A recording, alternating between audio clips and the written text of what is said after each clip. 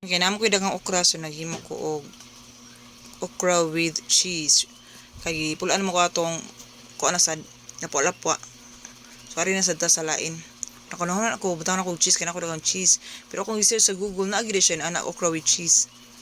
Mura nang hiwaon sa tunga din sud na okra aka nang okra ang cheese diha. So dako ra kay ako nahimo cheese no, so ako ginipsan sa sunod. And then mas feel ko mas mulami ni siya kung butangan pa og kaning na ay baboy or mozzarella cheese, mas lami siya. Pero wa man tay ko niya mahalon man sa mozzarella. So kanisa lang unsay naara nato di mo akong utilize. And then nag-prepare sad ko ani egg with pepper and pinch of salt og magic sarap, of course, pampalami.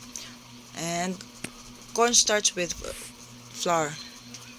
Ana na i-roll na diha. Mararag kag nag kuan gud mga fried chicken ana na gud siya. Pang pa-crispy. Of course, na cornstarch para mo-crispy ani siya. So, man na, ready na ato kuha na sa ko, nagpihit na sa kog oil, pero kung gamit ko oil, gamay ra kaayo, kay sayangan ko, malabay ra sa rihuman, kay lahim ko nga klase nga kuan. So, wala ko mag-deep fry. Okay. Sayang niya, ako may mukaon po dani. So, na siya kadali. Tinan ako healthy nga food. Ako na yung paniod to, din siya snacks. So, siya mag golden brown na siya, so wala siya makot og maayo kay ano siya, so lamin na ko. Ready na siya sa mga atong tilawan. First time ni nako. Diba, gilamian ko. Pero mo lagi akong yung mas mulami pag isa ko mozzarella siya kay as in lami mo yung mozzarella.